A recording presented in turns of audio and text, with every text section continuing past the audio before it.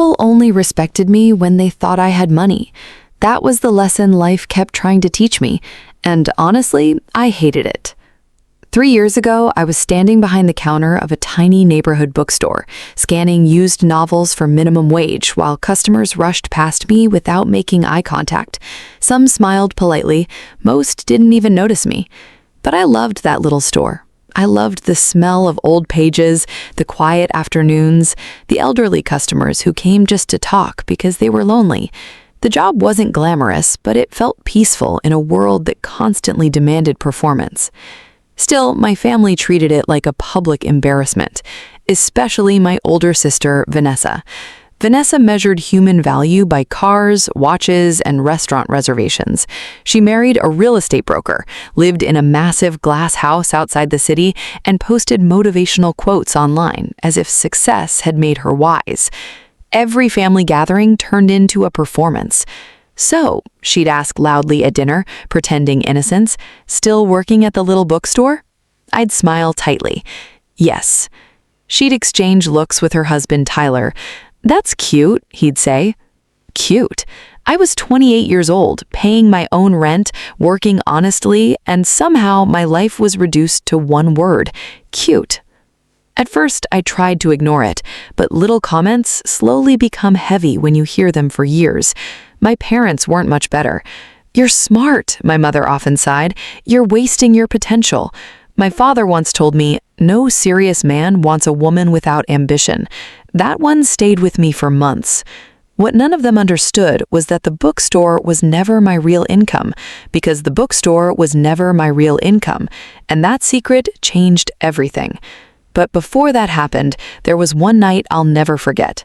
Vanessa hosted a huge anniversary dinner at her house. Luxury cars lined the driveway, servers carried trays of expensive food I couldn't pronounce. Every guest wore designer clothes and talked about investments, vacation homes, and business deals. I arrived in a simple black dress from a department store. Vanessa looked me up and down before hugging me. "You came straight from work?" she whispered. "No. Why?"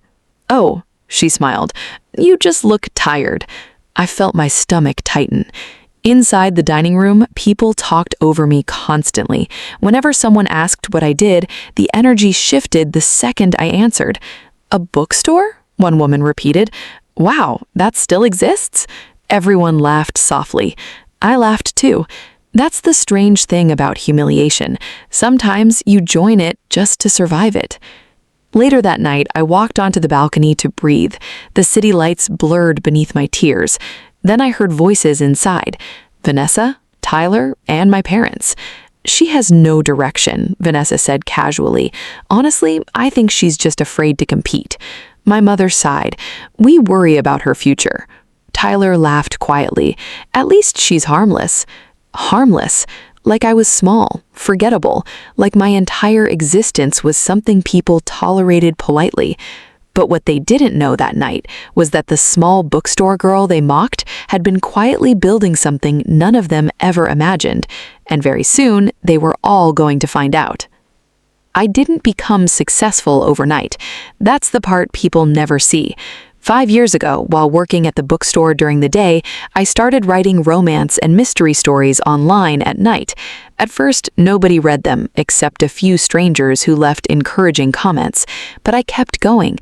Every night after work, I sat in my tiny apartment with cheap coffee and an old laptop, writing until sunrise sometimes. The stories came from pain, from loneliness, from watching people pretend to love each other while secretly competing. Slowly, my audience grew. 1,000 readers became 10,000. 10,000 became hundreds of thousands. Then publishers started emailing me. I ignored them at first because I was terrified, but eventually I signed a deal under a pen name nobody knew, not even my family, especially not my family. Because for once in my life, I wanted something that belonged to only me. And suddenly, everything changed. My books exploded online. Audiobook deals, foreign translations, streaming interest, money I never imagined. But I stayed at the bookstore. People thought it was strange, but that store had loved me when nobody else respected me. I couldn't abandon it just because success arrived. Besides, staying there protected my peace. Nobody treated me differently. At least, not yet. Then came the interview. One of my novels was selected for a major national book award, and the publishing company begged me to attend the live event. "You can't hide forever," my editor laughed. I almost declined, until I saw Vanessa's newest social media post, a photo from her luxury kitchen captioned, "Hard work always separates leaders from people who settle." Talons of likes. Something inside me cracked quietly. Not from jealousy, from exhaustion. I was tired of shrinking myself so other people could feel taller, so I agreed to the interview. The award ceremony happened 2 weeks later.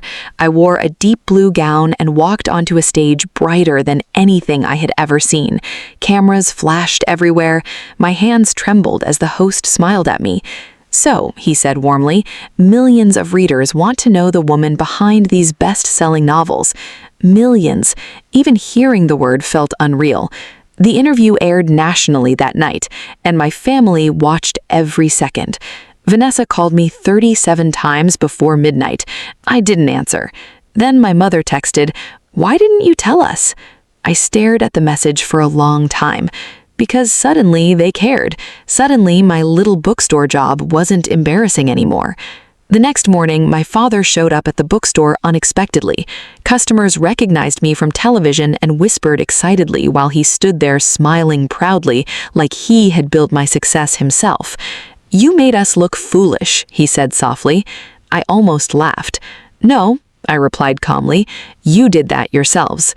But the betrayal wasn't over yet, because a week later, Vanessa posted photos online claiming she had supported my writing journey from the beginning.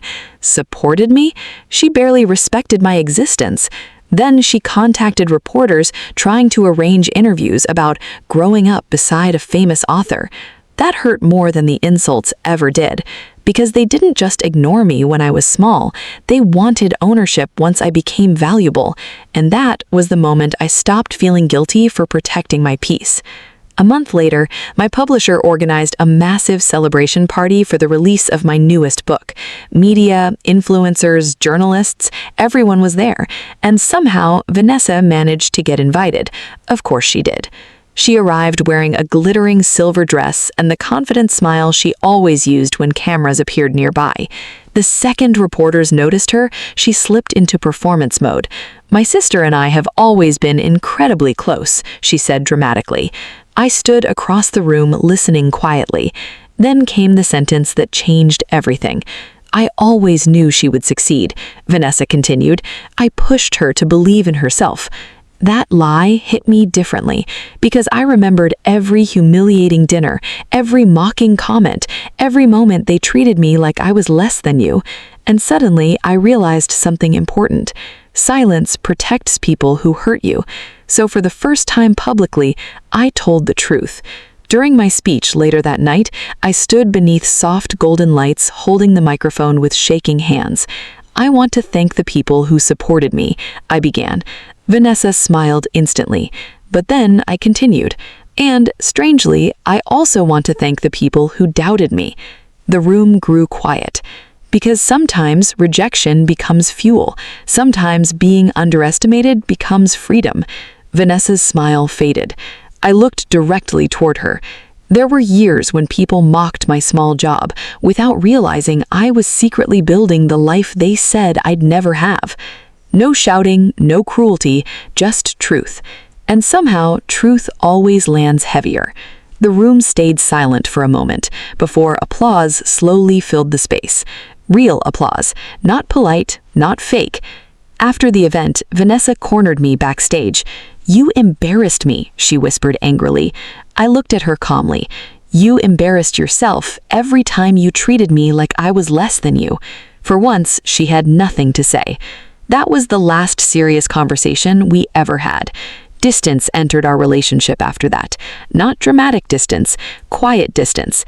The kind built when someone realizes they can no longer control your self-worth. As for me, I kept writing. I still visited the bookstore every week. Sometimes I even worked behind the counter for fun during busy weekends.